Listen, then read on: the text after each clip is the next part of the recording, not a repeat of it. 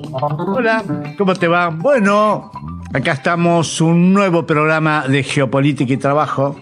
Geopolítica y Trabajo lo llamamos porque el trabajo depende mucho, sobre todo el nivel salarial y la cantidad de empleo depende mucho de la geopolítica, quizás más que de la política interna.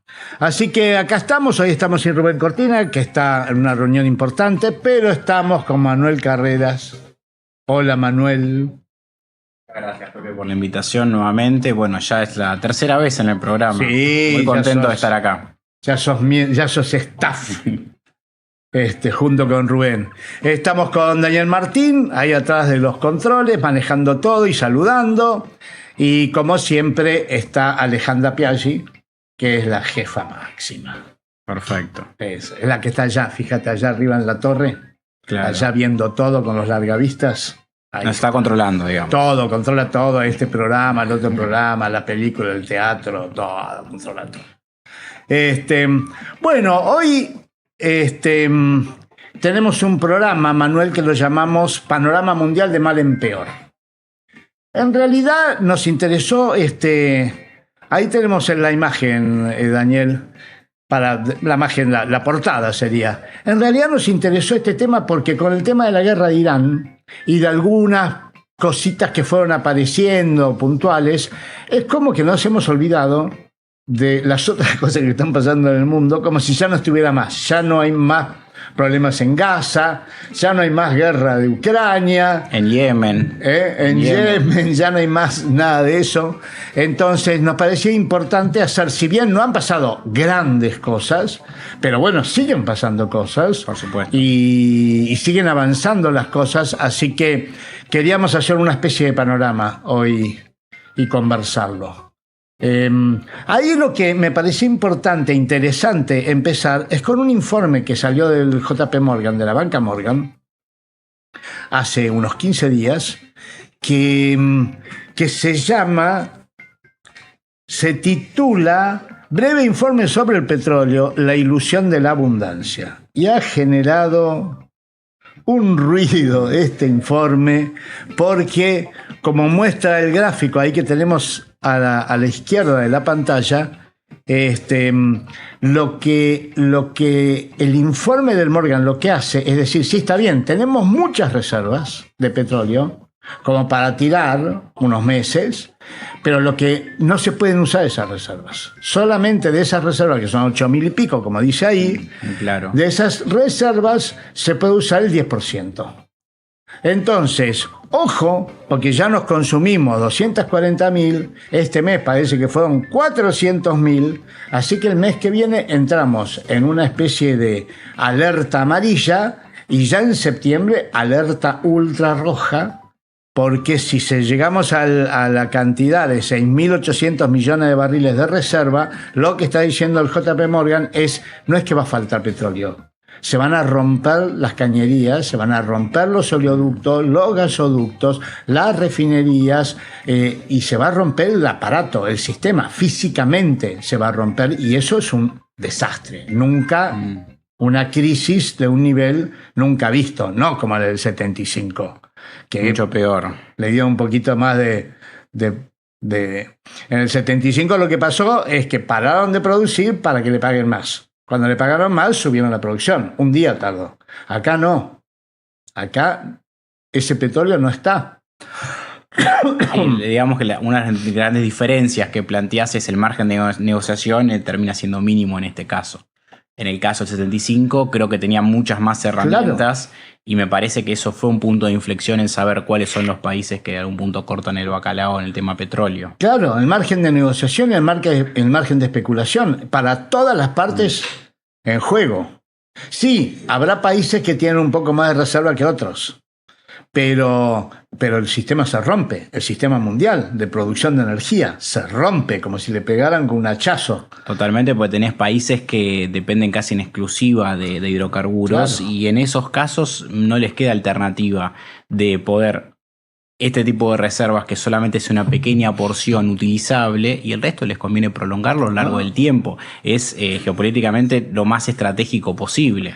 Y a eso sumale que hoy todo se hace con cadenas de valor que pasan por no sé, un celular se hace en 30, 40 países. Por lo tanto, siempre va a haber uno de esos países que está dentro que necesita petróleo para producir celulares, y por lo tanto, un solo país que no tenga petróleo ya no se hace celular, no se hace el termo, no se hace el micrófono. No. Por supuesto. Es un límite objetivo septiembre. Ya es un límite complicado junio. Ya estamos, Nos parecía el tema, lo hablábamos el otro día, nos parecía el tema de mal en peor, justamente porque, bueno, la guerra de Irán, obviamente que esto se debe a que está clausurado el estrecho de Hormuz, ahí en el Golfo Pérsico, por donde pasa el 20% del petróleo mundial, y si vos no tenés un 20%, no tenés nada. Es decir, no hay forma de bajar más de un 20%. Es como comer menos de lo necesario. Sí, se torna inviable ya porque el sistema se acostumbró de alguna manera a cierta cantidad de petróleo para un montón de actividades en lo que es en la macroeconomía, ¿verdad? Mundial. Entonces es muy difícil, al menos en el corto plazo, eso poder resolverlo. No tenés un plan de contingencia. Así es. Y entonces,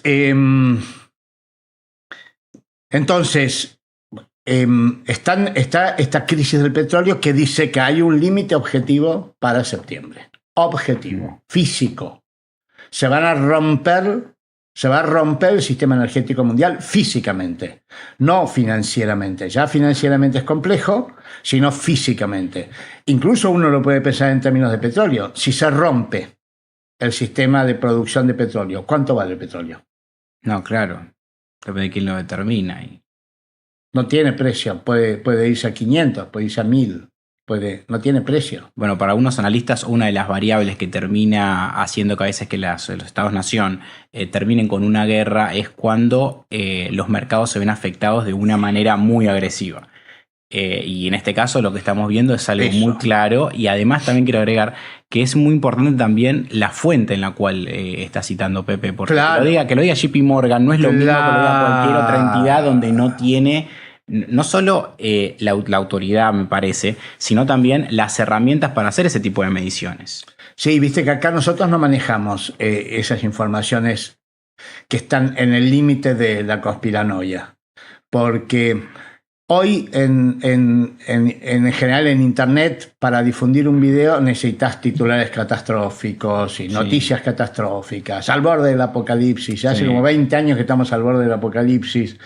Y entonces, sí, obviamente, problemas hay siempre, y vos podés dar esa noticia como si fuera al borde del colapso final y el fin del mundo. Y está lleno Internet de eso, porque es la manera de conseguir público.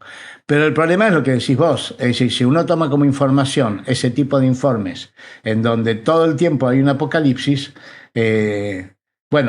al tercer apocalipsis, que no es como el cuento del lobo, al tercera vez que el lobo no vino, y loco, a ver. Y la mala noticia vende por naturaleza, entonces de eso está el consumo de la población mundial. El tema es que, como decís, cuando ya algo se reitera y se crea un patrón de comportamiento, la gente empieza a descreer y en algún punto dicen, bueno, si es un apocalipsis, ¿para quién es el apocalipsis? Claro. Porque puede ser que no sea para el particular, sea para alguna otra entidad u organización, ¿no? Entonces parece que hay que especificar a quién termina afectando, o para quién es una noticia negativa y para quién puede llegar a ser una oportunidad. Así es. Bueno, entonces este es un informe del JP Morgan. Es un informe reservado. Me costó encontrarlo, pero ahí está el original, ahí a la izquierda.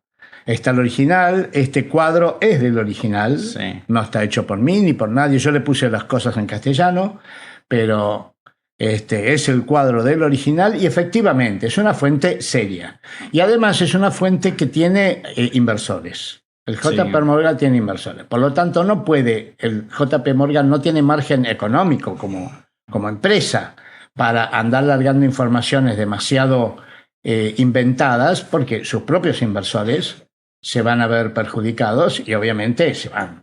Yo me voy de un tarado que me dice que se viene el fin del mundo y yo vendo todo y no se vino el fin del mundo y se lo quedó todavía el tarado. Claro, porque encima de lo que tienen esas empresas es mucha credibilidad. Entonces, si llegan a fallar con algún empresario muy importante que asesoran, les puede muy mal a largo plazo. Por eso fue reproducido por Bloomberg, fue reproducido por el Financial Times, fue reproducido en muchos sitios y en muchos lugares. Y es un informe reservado, pero reproducido. Es decir, ¿viste esos informes reservados que obviamente nadie, no están destinados a permanecer reservados? Así que me pareció importante empezar con esto porque está hablando de un límite objetivo para la clausura del estrecho de Hormuz. Y esto es lo que nos pareció que podía ser el título de mal en peor, porque esto apareció hace 15 días, este informe. Esto ya lo saben todas las partes. Lo saben los chinos, lo saben los norteamericanos, los israelíes, los iraníes, los rusos. Todos saben.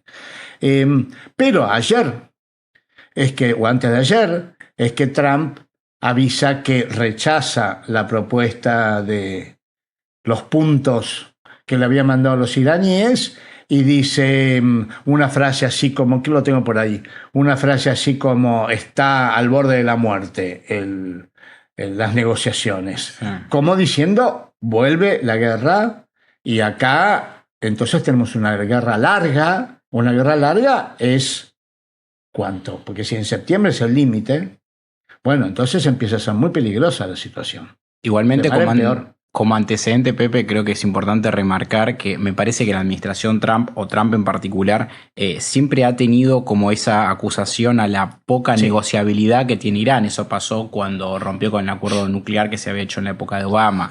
Y la realidad es que uno puede estar en contra o a favor del acuerdo, pero la realidad es que ese acuerdo existía. Muy inconsistente. Y se termina rompiendo por razones que Trump consideraba. Algunas pueden ser más comprensibles que otras, pero sí la tendencia al decir, bueno, con Irán no se puede negociar. La verdad que con cualquiera se puede negociar si vos le ofrecés lo que el otro quiere. Me parece que por ahí está la clave. Entonces, siempre ha sido así. Yo creo que lo que Trump tal vez ofrece, esto lo sabrán ellos muy en secreto, no es tan apetecible o no les conviene tanto, porque si no avanzaría de otra manera, y también Irán también tiene que plantarse, no puede entregarse tan fácilmente, sino sembras precedente. Aparentemente ahí el eje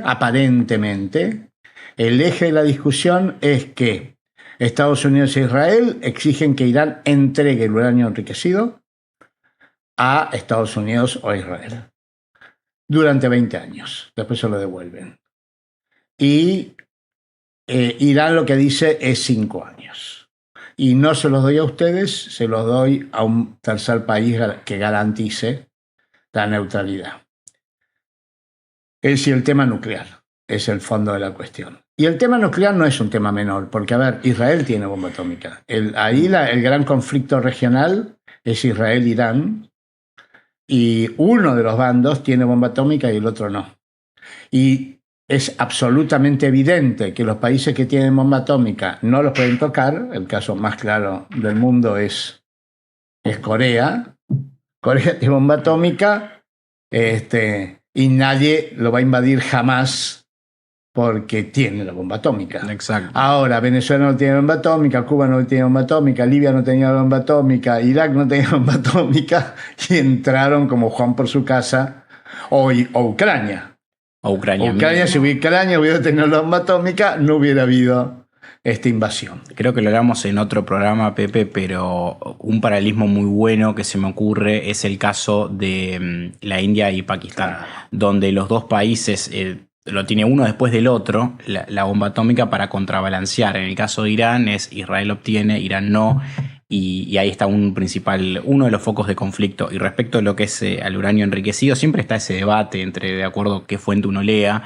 De un lado dicen que el uranio enriquecido llegó a un nivel bastante alto al cual es posible crear una bomba atómica, o armas nucleares, mejor dicho, y por otro lado, desde la iraní dicen que es solamente para abastecer las centrales nucleares y generación de energía. Entonces está ese debate. Sí, Grossi, que es otra fuente seria, más allá de lo que se pueda pensar, es el presidente de la Comisión Internacional de Energía Atómica. Sí, argentino. Grossi, y argentino. Grossi dijo que en 2 semanas Irán puede, con sus propias inspecciones de Irán y con su propio conocimiento directo, él sostenía hace 15 o 20 días que en 2 semanas puede tener Irán la bomba atómica. Quiere decir que el tema es real, está ahí. Por supuesto. Siempre está la posibilidad de hacer una bomba atómica con uranio sucio, una bomba sucia.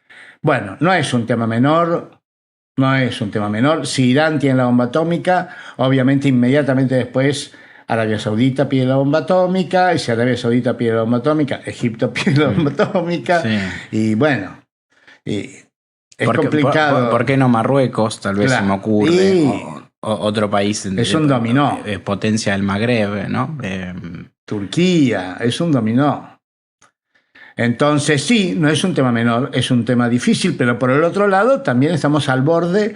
Es decir, una cosa que surgió de esta guerra es que ese lugar en particular es como la batería del mundo.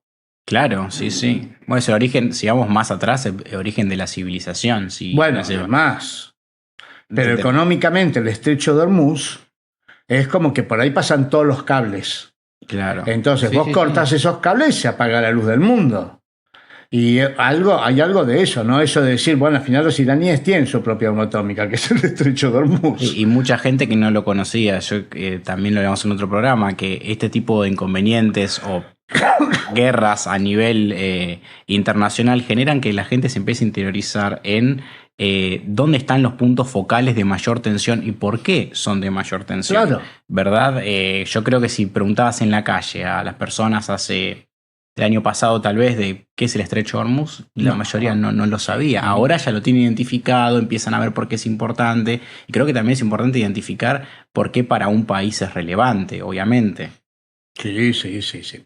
Así que bueno, creo que este es el primer dato, un informe del JP Morgan que dice septiembre, junio ya es complicado, junio ya se prende el semáforo, la luz amarilla del semáforo, no se puede prender la luz roja y eso sería septiembre. Si se prende la luz roja, estamos en un problemón, probablemente nunca visto, un problemón económico, probablemente nunca visto, un tipo de crisis nunca visto. No es una crisis financiera, es una crisis de tipo física, física productiva, energética, y bueno, no es para despreciar este informe. Sería interesante, Pepe, identificar cuáles son los países a nivel mundial, lo pregunto, no lo estudié o no lo investigué al respecto, pero qué países son los menos dependientes en hidrocarburos a nivel mundial. Debe haber selecto países porque no creo que ningún país del mundo sea totalmente ajeno, más que nada por la parte industrial. Eso se sabe bastante bien. El que tiene el mayor problema del mundo es Europa.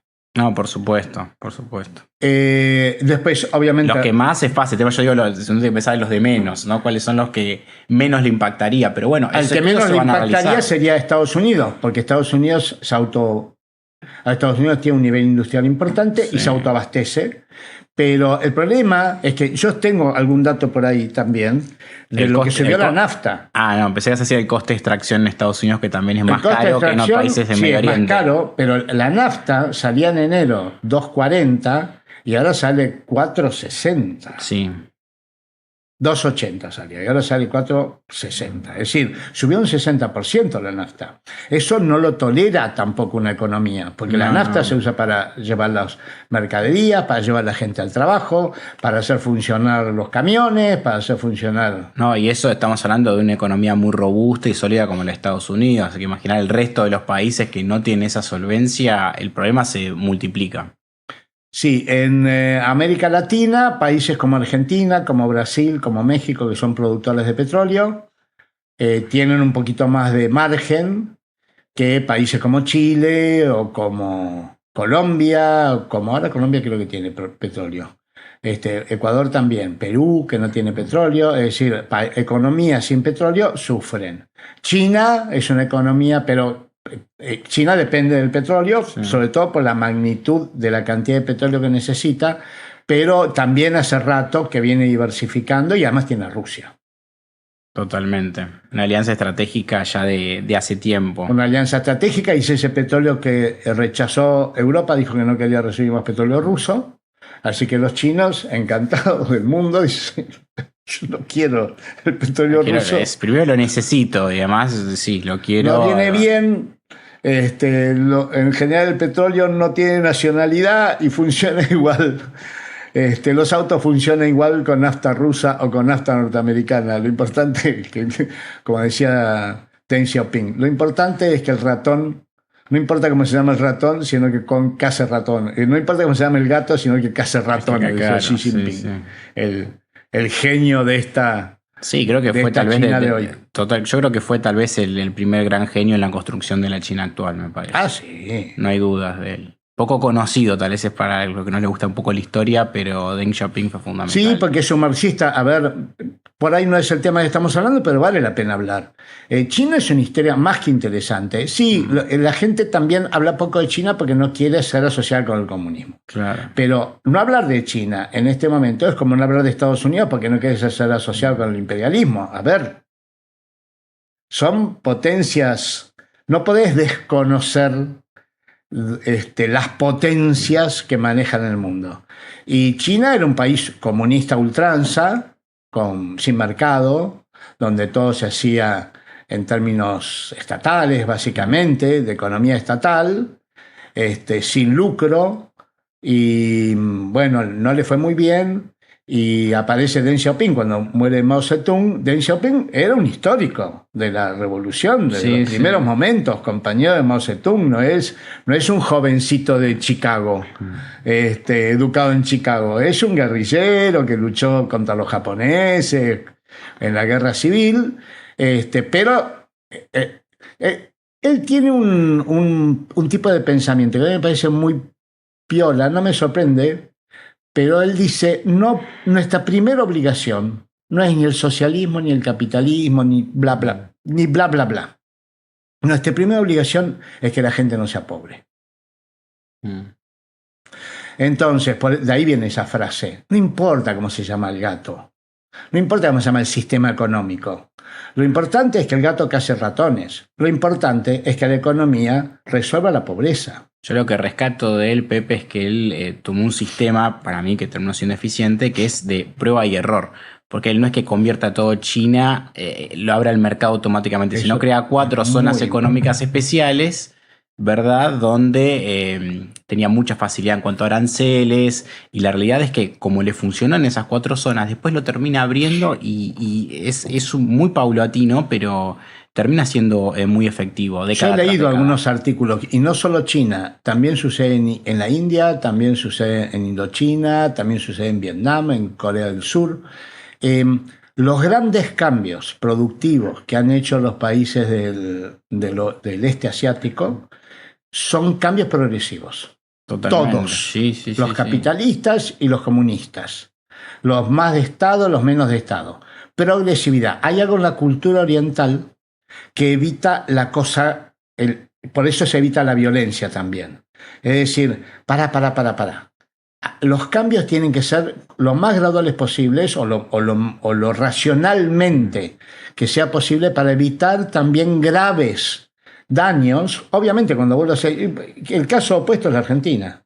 Se largaron a hacer un plan único en la historia mundial, anarquista, pero es único. El problema de un plan que nunca fue realizado es que o vos sos un genio absoluto y nunca te equivocás, una especie de Dios, o no.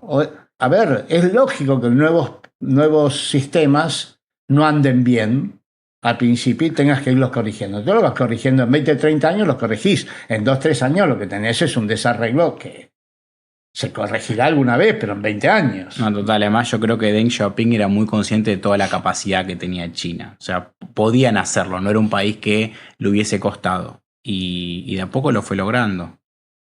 Pues fíjate que recién, cuando empezamos a escuchar a nivel internacional mucho de China, en este siglo, pues en los 90 era Japón, ¿no? O sea, la referencia asiática siempre fue Japón durante muchos, los 80 también, los 70. En la película Volver al Futuro. Sí, vi las 3.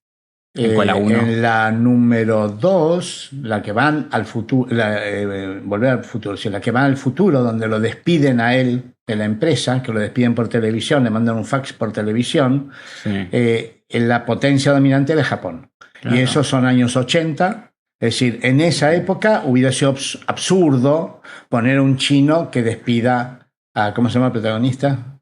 A Marty McFly. A Marty McFly. Hubiera sido absurdo. Él estaba trabajando para una empresa japonesa, claro, porque era el futuro. Y sí, efectivamente, Japón en los años 80 parecía que se comía el mundo. Sí. Y ahí interviene Estados Unidos. Estados Unidos hizo una especie de trumpismo de los 80. Es que cuando le brinda todo el armamento, la realidad es que es algo que Japón se desentendió, porque es un gran gasto. Si uno quiere investigar ese fija. Pero además lo obligó a Japón a comprar dólares. Ahí viene la famosa compra de dólares de Japón. Y desde entonces Japón no volvió a crecer. La constitución de Japón también, Estados Unidos fue partícipe cuando se creó una constitución nueva. La realidad es que. Claro, después de la guerra. Después de la guerra, claro. Entonces fue como un poco. No sé y si en los 90 moldeado. Desarrollan una nueva economía basada en el dólar y nunca más creció. No, y bueno, caen a finales de los 90, también le pega la crisis como a muchos países. Sí, nunca más creció. Hace 30 años que no crece Japón.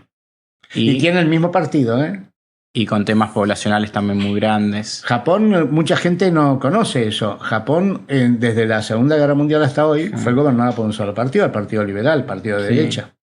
Es unipartidario prácticamente. Tanto se habla de China. Gobernó en algún momento el Partido Laborista, pero 2 meses, 3 meses. Es prácticamente un régimen de partido único, conservador de derecha. Pero bueno, hace 30 años que Japón no crece. Sí, y fíjate China, como decís vos, China entra a la Organización Mundial del Comercio en el 2000. Sí. Parecía como, mirá, los chinitos comunistas quieren entrar al capitalismo. Parecía una cosa inofensiva. Y ya en el 2014, no, en el 2013, Obama cambia la doctrina militar. Y empieza el famoso pivot, que el pivot al Asia, ese texto es de Obama, en donde dice, no, hay que girar y empezar a ver a China como una amenaza. 2013. Ahí se empieza a ver. Es a partir de ese momento. Sí. Ahí se empieza a ver. Con la Alianza del Pacífico, bueno, creo que es esa época también. Sí. Se empieza a focalizar. Sí, y Trump, cuando llega en su primer gobierno, me acuerdo que yo di una charla en algún momento y hay un videíto de la campaña electoral del 14, en donde le sacan a Trump todo lo que dijo en su discurso mencionando la palabra China. Uh-huh. Y es muy gracioso porque son 3 minutos donde Trump dice China, China, China, China, China, China. Sí, ya tenía Trump una obsesión con China. Es decir, Obama ya lo había visto. Obviamente la élite norteamericana ya había visto el problema chino, pero me parece que el primer presidente que lo toma en serio es Trump, en su primera presidencia. Sí, yo creo que el acercamiento, o por lo menos este juego de oposición que hace Obama, me pareció que era distinto, porque no era una oposición férrea en es mi enemigo, sino, no sé, lo hacía como una manera más suave, sabiendo con la gran interdependencia que hay en materia económica. Entonces me parece que son factores que el gobierno norteamericano tenían en cuenta, que es cómo de alguna manera planteo que es mi enemigo en cuanto a lo que es el apoyo popular, eso a veces sirve, pero por otro lado también yo lo necesito realmente. Son los dueños de mi deuda. Exacto, entonces es complicado llevar esa... Bueno, por eso se habló muchos años en esta última década del desanclaje, ¿no? De separar ambas economías. Se han separado un poco. Sí, últimamente se han separado más. Pero pasando en eso, es decir, una cosa es la guerra con la Unión Soviética. Si caía la Unión Soviética, como nosotros no teníamos nada con la Unión Soviética, era un problema de los rusos. Sí. Ahora si cae China, cae Estados Unidos también, porque China son los que tienen la deuda. Y muchos otros países que también dependen de China en muchos aspectos. Entonces está todo tan interrelacionado que... antes, como eran 2 bloques, bueno, cae un bloque y el otro sigue. Entonces parte es desanclar las 2 economías, separarlas para que la confrontación sea... No, no es tan fácil, ¿eh? No para nada. En un mundo globalizado, porque no nos olvidemos que fue Estados Unidos el que globaliza el mundo. Es decir, interrelaciona todo el sistema financiero y todo el sistema productivo, de tal manera que ya no se produzca nada en un solo lugar y se produzca todo en todos los lugares. Entonces vos querés sacar a un actor de ese sistema, nada más y nada menos que un actor que es el 20% de ese sistema. Y es muy difícil. O sea que, retomando un comentario más, seguimos con el resto de los temas que creo que no era China y Japón. No, pero va porque ¿en qué está Irán? Algo hablamos. Estaban, en teoría, la guerra de Irán está en un alto el fuego. Un alto fuego que no se cumplió demasiado, pero que ha bajado la confrontación. Ya no existen esos bombardeos con cientos de muertos, ni esos ataques con drones o con misiles al centro de Israel. Pero todavía hay complicaciones en el estrecho de Hormuz porque Estados Unidos bloqueó y Irán ataca algún barquito todavía que anda por ahí. Y todavía siguen los enfrentamientos en el Líbano porque Hezbolá ataca y Israel también ataca. Ahí tenemos algún articulito acá. Israel, dice el Washington Post de hoy, creo que es. Israel atacó con drones a vehículos en el Líbano, mató a 12 personas, incluidos 2 chicos. Hoy es eso. Drones del Hezbolá inmunes a las interferencias representan una nueva amenaza para Israel. Hace 43 minutos esta mañana. Teherán dice: nosotros seguimos negociando, pero estamos preparados para una nueva agresión en cualquier momento. Y una cosa interesante es Emiratos Árabes se fue de la OPEP. Una movida muy interesante, la verdad. Y poco esperable. Yo creo que tal vez algún analista lo dijo, pero dudo que algún analista de mucho prestigio haya anticipado esto. No por falta de capacidad nacionalista, sino que es muy complicado, salvo que manejes información del gobierno, por supuesto, ¿no? Pero digo, alguien sin información, la verdad que es una pata central. La OPEP es la Organización del Petróleo, la Organización Mundial de Petróleo, donde está Rusia, está Arabia Saudita, están todos los países árabes. Sí, se fue expandiendo. Justamente hablábamos antes en el programa respecto de la importancia. Creo que ese año 75 fue la primera demostración de poder, de que realmente si se ponen de acuerdo, las cosas se pueden complicar y a veces pueden tomar decisiones muy fuertes a nivel internacional. Claro. Esto perjudica mucho a Arabia Saudita. Así que, bueno... en eso anda la guerra. Están en negociaciones. Está bien lo que dijo Trump. Es en estado crítico. Sí, eso es una buena definición. Sí, negociaciones en estado crítico. Muy difícil de arreglar porque hablamos hace unos minutos del tema nuclear. Habría que ver si eso es suficiente también, pero lo más probable es que si Irán cediera ese armamento seminuclear que tiene o esas reservas seminucleares, quedaría totalmente vulnerable. Y si queda vulnerable, las reglas del poder son así. Yo tengo la hipótesis, pensando ahora, ¿no? Se me acaba de ocurrir, siento que Irán lo entregaría, pero bajo otras condiciones. Si fuese otro el contexto donde se lo exijan, tal vez lo haría, pero en cambio acá yo creo que no solo hacia Estados Unidos, para mí el nivel de confianza de Irán con respecto al sistema internacional es muy bajo. Entonces, cuando estás en una situación así, no te conviene ceder de ningún punto, porque es una de las cartas más fuertes que vos tenés para poder actuar. Pero imagínate que no hubiese todo este problema. Tal vez tuviesen un presidente distinto en cuanto a el tema Irán, ¿verdad? Bueno, en ese caso sería más factible que cedan, es lo que yo creo. Sí, así que realmente es difícil que haya una solución a esto, pero volvemos al informe del JP Morgan. Es decir, estamos a mitad de mayo, viene junio, julio, agosto. El verano, viste que los diarios siempre hablan en función de las estaciones en el hemisferio norte. Claro, no coincide nunca con nosotros, tenemos que invertirlas siempre. Los Juegos Olímpicos de verano. Claro.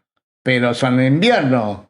¿Cómo? Ahora se van a hacer, ¿no? Ahora se va a hacer el Mundial. Pero bueno, los Juegos Olímpicos de verano. Siempre es el verano de allá, no es el verano de acá. Acá es en invierno. Claro. Entonces ellos están hablando del verano, ¿no? De este verano. Y cuando termina el verano, que termina en septiembre, el verano del hemisferio norte, y ahí viene el problema. Claro. El problema va a venir igual, porque ya está el problema. El petróleo está a 110, cuando empezó la guerra, 60. Ya el petróleo está al doble de precio.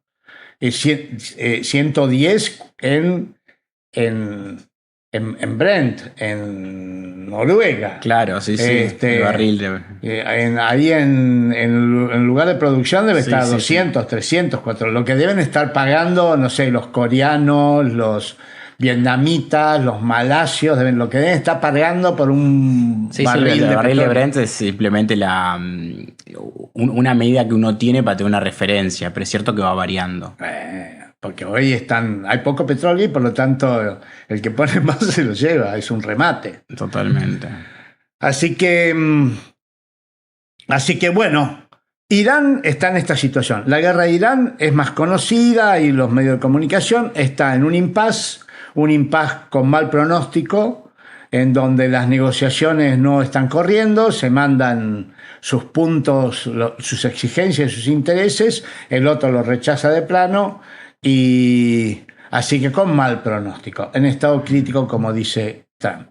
Cuando esto termine, que creo que serían 10 días más, se terminará no este fin de semana, sino el siguiente fin de semana. Hoy estamos a 15, más o menos el 21 de mayo. Ahí podría recomenzar la guerra y ahí no sabemos a dónde estamos yendo. Es cierto. Ahí no sabemos. Imagino ser uno de los puntos que estarán hablando Trump con Xi Jinping, por supuesto. Sí, ahora vamos a terminar con eso. Está muy bien. Obviamente vamos a terminar con la entrevista que hoy Trump fue a China y debe estar siendo recibido por Xi Jinping en este momento. Y claro, una de las primeras cosas, Taiwán primero que todo. Sí. Segundo que todo, Irán. Totalmente. Y sí, tierras raras. Bueno, lo que ha desaparecido del mapa comunicacional es la guerra de Ucrania. Es como que no hay más guerra de Ucrania. Y es reemplazado por la guerra de momento, ¿no? Entonces ahora es Irán, el año que viene sea otra. Pero bueno, te digo, hay guerras que siempre están en el olvido, como la de Yemen. Siempre la digo porque la de Gaza. Queda total. La de Gaza también, sí. Pero bueno, esta guerra de Ucrania es muy decisiva porque es prácticamente contra la Unión Europea. Y estamos en el 4º año. Empezó en febrero del 22. Ya se cumplió en 4 años. 4 años. 4 años de una guerra. Estamos hablando de mucho tiempo. Sí. En 4 años se acaban los fondos, se acaban las armas, se acaba la paciencia. Y así que el otro día Putin dijo que dijo exactamente, la guerra está llegando a su fin. Eso es raro, no es lo que decía Putin. Lo que decía Putin era, nosotros tenemos nuestros objetivos, cuando los objetivos estén cumplidos terminará la guerra. Ahora dice está llegando a su fin. Buah, es una frasecita. Hay como medios por todos lados, los medios dicen, ¿qué habrá querido decir Putin? ¿Por qué estará a punto de terminar la guerra? ¿No tendrá más plata? Es una declaración muy inteligente decir tenemos ciertos objetivos y se va a terminar cuando se cumplan. Porque uno primero a veces no aclara cuáles son los objetivos y qué tan alcanzables son. Pero llega un punto, me parece, desde el punto de vista de Rusia, ¿cierto? Que es lo que son las condiciones mínimas para ellos, ¿cierto? O sea, si no se cumplen estas condiciones, nosotros no vamos a considerar que esto está terminado, claro. Es el famoso problema cuando vos ya te embarcás en alguna situación, ya llevas varios kilómetros recorridos y la marcha atrás ya no es una posibilidad. Y eso se aplica también en política internacional. Ahí está interesante igual la guerra, porque la guerra también ha entrado en un impasse. Ahí no avanzan ni los rusos ni los ucranianos, está todo fijo ahí en el frente, pero con muertos. Y los ucranianos han encontrado una forma de ser agresivos a través de los drones. Drones que aparentemente están siendo tirados de países que no son Ucrania. De países de la Unión Europea y quizás de Azerbaiyán. Porque no darían los tiempos, claro, para llegar. Pero bueno, nadie ha hecho demasiado escándalo por este tema, pero es como que la guerra está involucrando a los países occidentales o a los países del bloque occidental más metiéndose en la guerra. Y ahí salió también que Rusia y la Unión Europea están planteando retomar las negociaciones mutuas. Acordémonos que cuando Trump llega, Trump dice, ahora yo vengo a terminar la guerra, si hubiera sido yo presidente, esta guerra no hubiera empezado nunca. Sí. Putin es amigo mío, yo voy a hablar con él, lo voy a convencer, esta guerra es una estupidez, esto fue hace 2 años y no terminó con la guerra. Y es que pasa que fue parte de los temas de campaña, ¿no? Entonces, el tema es cuando vos prometés algo, lo asegurás, después hay un montón de factores que estando ya en el despacho Oval se encontró donde, bueno, era bastante más complicado de lo que pensaba. Y también lo que decías, Pepe, respecto del involucramiento de otros países europeos, yo creo que no tuvo tanta trascendencia en cuanto a prensa porque no tuvo un resultado demasiado grande, me parece. O sea, fueron como tal vez pequeños elementos, pero no de tal magnitud. Porque me parece que si hubiese un cambio con lo que es el balance de la guerra, creo que sí hubiesen dicho todos los países que ahora están en contra de. Claro. Así que, bueno, podría haber algún medio ahí hablaba de si sería posible una paz sin victoria rusa. Una paz sin victoria rusa. Interesante la frase. Interesante.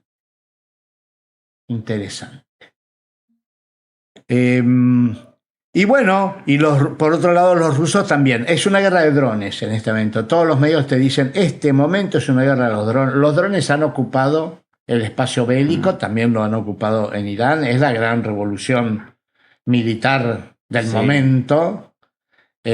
Porque claro, con un droncito de $1.000 destruyo un portaaviones de 100.000 millones de dólares. El tema de costos es atroz. Sí, es cierto. Pero ha pasado siempre en muchas de las guerras convencionales y no convencionales a lo largo de la historia. Siempre ha sucedido lo que es el bajo presupuesto, claro, o la guerra de Vietnam, por ejemplo. Claro. También. Claro. Así que bueno, en eso está la guerra de Ucrania.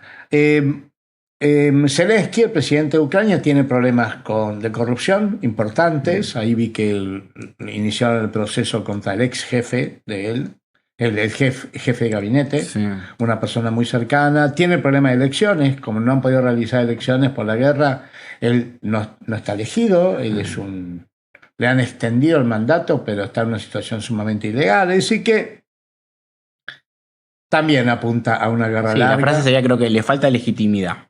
Y en un momento, creo que tanta tensión como una guerra es fundamental tener legitimidad. El apoyo del pueblo es lo que te permite seguir. De hecho, en Estados Unidos le pasa. Tras la guerra de Vietnam, el descontento popular también empezó a generar Y además tenés que negociar sin legitimidad contra el otro. Eso también complica la negociación, que me garantiza que lo que vos firmás lo va a cumplir el que sea elegido. Así que, bueno, guerra larga. Guerra larga, es lo que dicen. Exacto. Guerra larga, ya como una guerra de 4 años, guerra larga da miedo. Porque una guerra larga que puede durar 6, 7, 8 años, da miedo para todos los bandos, incluido la Unión Europea, que está muy comprometida en esta guerra. Estados Unidos es como que se fue de ahí, ¿no?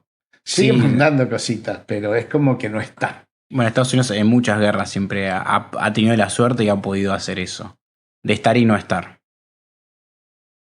Es como el arte de la guerra norteamericana. No, claro, además lo hablamos también en otro programa, es un tema de los vecinos que tiene, es decir, al limitar con Canadá y con México, ¿cuál es la probabilidad que justo haya un conflicto bélico en México, en Canadá, donde lo tengan cerca? Entonces siempre el problema lo tiene lejos y eso es una gran ventaja para organizarte en temas logísticos, a nivel macroeconómico. Hay muchos factores que te afectan el involucrarte a la distancia, por supuesto.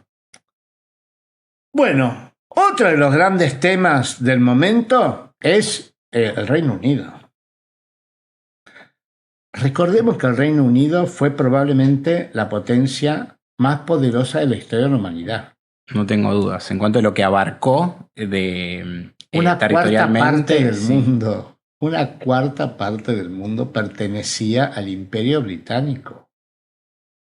1 de cada 4 kilómetros del mundo. Es decir, que vos ibas caminando y caminabas. Esto no es británico, esto no es británico, esto es británico. Esto no es británico, esto es británico. No hay nada parecido. No hay nadie que tenga una cuarta parte del mundo hoy. Más el control de los mares, más el control de países como Afganistán y como China, que no fueron colonias formales, pero como si lo hubieran sido. En eso fueron muy inteligentes. Yo creo que tal vez les faltó en lo que es América del Sur una conquista real, más Sí, allá de porque la Estados situación Unidos ahí con... Claro, más el allá de las patio islas, trasero, yo creo ¿no? que, bueno, por eso las dos invasiones inglesas que sufrimos nosotros, la realidad es que Argentina fue una semicolonia en la época de Roca, por la dependencia de los alimentos en y cuanto a la carne en con la particular. carne y los ferrocarriles. Tanto que viste que hay el vicepresidente, el hijo de Roca, el Roca Runciman, el que hace el El tratado. famoso Roca decía verbalmente, decía, nosotros es como si fuéramos una colonia británica, tienen que darnos esta preferencia. Como si él pedía entrar al Commonwealth, casi. El tratado de Roca Runciman es como un tratado para entrar al Commonwealth. Es decir, la Argentina, en América, la Argentina fue el país más cercano al Imperio Británico, pero sin ser colonia. Claro, y encima también si uno explora lo que es por lo menos la historia económica de la Argentina, hubo un momento donde los principales socios comerciales eran tanto Gran Bretaña como Francia. Después empieza a entrar Estados Unidos a ser mucho más competitivo y Estados Unidos reemplaza a Gran Bretaña en un montón de productos, heladeras, un montón de cosas donde realmente ya no eran tan eficientes los británicos y obviamente uno buscaba comprar barato. En la época esa de Roca que decías, por lo menos en ese momento, era conveniente Gran Bretaña, pero después el mundo se abrió y hoy en día ya le compras a China, le compras Además, a otros entró en países. crisis Gran Bretaña con la crisis del 30 y cerraron el comercio internacional. Por eso la Argentina era neutral. Una de las razones para ser neutral es que Gran Bretaña le pedía a la Argentina que fuera neutral para que pudiera seguir mandando barcos con alimentos a Inglaterra y que no fueran hundidos por barcos enemigos, por barcos alemanes o italianos o lo que fuere, japoneses, lo que fuere. Pero bueno, el Reino Unido, que es la continuación jurídica del Imperio Británico, tiene a su primer ministro al borde de la renuncia, Starmer, Partido Laborista. Pero mirá lo que ha pasado desde el Brexit.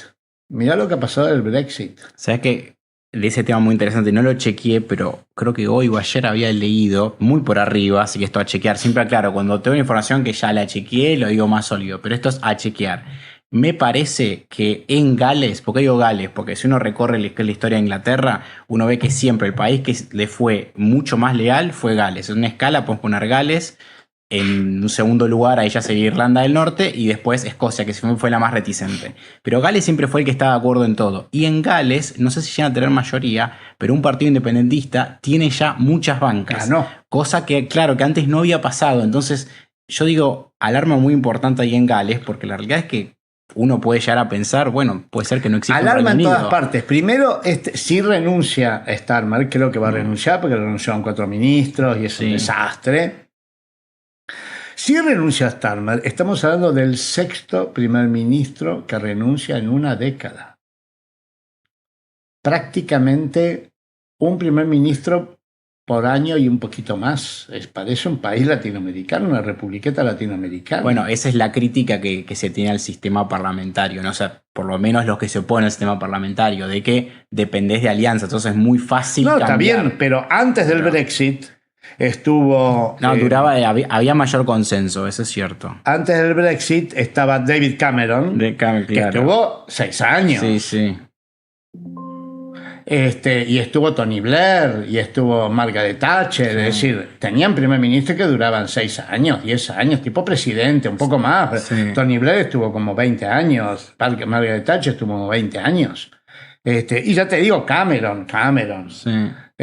Tuvo 6 años. Desde entonces, el Brexit, cuando sale el Brexit, Cameron renuncia. Y a partir de ahí renunciaron. No se pudieron consolidar. Una falta de gobernabilidad tremenda. Tremendo.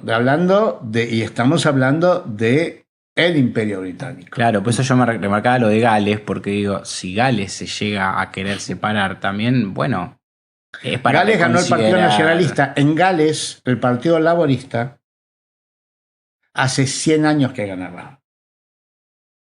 Nunca había perdido en los últimos 100 años. Sí. Salió tercero. Un cambio de época. Salió tercero. Y salió primero el Partido Nacionalista y salió segundo el Partido de la Derecha. Y el Partido de la Derecha, que se llama UK Reform, Reformar el Reino Unido, que es Nigel Farage, creo que se pronuncia, que es la ultraderecha, hizo una elección, tenía 0 concejal. Sí.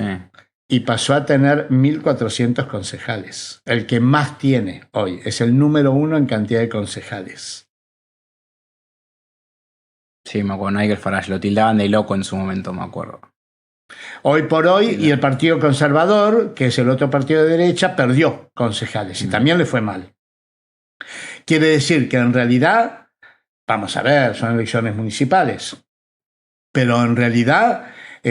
ahí se consolidó una derecha fuerte. El tema es cómo pueden resolverlo, Pepe, creo, a nivel económico cada uno de estos países ya desligados, digamos, legalmente de Inglaterra, porque era Inglaterra solo, ¿no? En el caso que no tengas más ni Escocia. De hecho, había una propuesta, pero no sé si era tan firme, porque, bueno, imagino que ubicás todo el conflicto, que tiene raíces religiosas, pero en realidad es más profundo, el tema de Irlanda del Norte e Irlanda del Sur. Y la realidad es que había en su momento una propuesta desde Irlanda del Norte de anexionarse, es decir, juntar las dos Irlandas. Yo eso lo veo en el corto plazo imposible, pero incluso si está esa posibilidad, tal vez tenemos una Irlanda, un Gales totalmente desligado y Escocia también. Sí, creo que el dato estamos hablando de un estado que fue la última gran potencia ante Estados Unidos, que manejó el mundo y que vos la ves deshaciéndose en 1000 pedazos. Esto habla de algo más profundo. No habla solo de Inglaterra, habla de algo habla de Occidente, ¿no? Porque esto lo puedes ver con Alemania, también lo puedes ver con lo que está pasando en Francia, esta ingobernabilidad que tiene Francia. Es decir, vos ves y en Estados Unidos lo ves también. Con este enfrentamiento mortal tipo guerra civil que tiene Estados Unidos, que se odian, que un presidente le dice al otro, son los dos presidentes de Estados Unidos. Y así que bueno, este fue otro de los datos. Para ir terminando, vamos a hablar un poquito de la popularidad de Trump. Sigue bajando, muy baja, 36%. Y mirá qué interesante este cálculo que hice para ver, a ver cómo está la geopolítica. Hice los datos el otro día para ver en Producto Bruto Interno cuánto produjo en los BRICS. Siempre los cálculos hacen G7 BRICS. Sí. Y BRICS de 5, no de 7, para que sea comparable. Bueno, en la última década pasaron de tener casi el mismo porcentaje de la producción mundial, de la riqueza mundial, y mirá el último año. Si bien los BRICS no crecieron, el G7 decreció, siempre en proporción al mundo. Y ya empezaron con menos del 1% de diferencia y hoy ya están en el 7%. Es decir, en los últimos 10 años creció por 7 veces, 700% la brecha entre los BRICS. Y mirá que... es un gran dato en la realidad. Y un poco para ir como... no digo desmitificando, pero derrumbando la idea de este orden mundial clásico, ¿verdad? Con estos países que uno los tiene como bandera. Y la realidad es que, como vemos el caso británico, ¿no? Ya no empiezan a representar ese porcentaje de la economía que antes tenían. Claro, por ende, el poder empieza a mermar. Tiene menos poder. Así que bueno, panorama mundial, de mal en peor. Esperemos que en un momento podamos decir... para mejor, claro, pero para eso de mal en difícil, mejor. De mal en mejor. Esperemos. Vamos a verlo las semanas que vienen. Así que, Manuel, muchas gracias. Va a seguir viniendo. Por supuesto, un gusto. Porque ya sos de la casa. Y nosotros nos vemos en otro programa. Siempre lo tenés en los canales de la radio y del Instituto del Mundo del Trabajo. Otros programas para ver. Hasta luego. Seguimos en Crystal Live.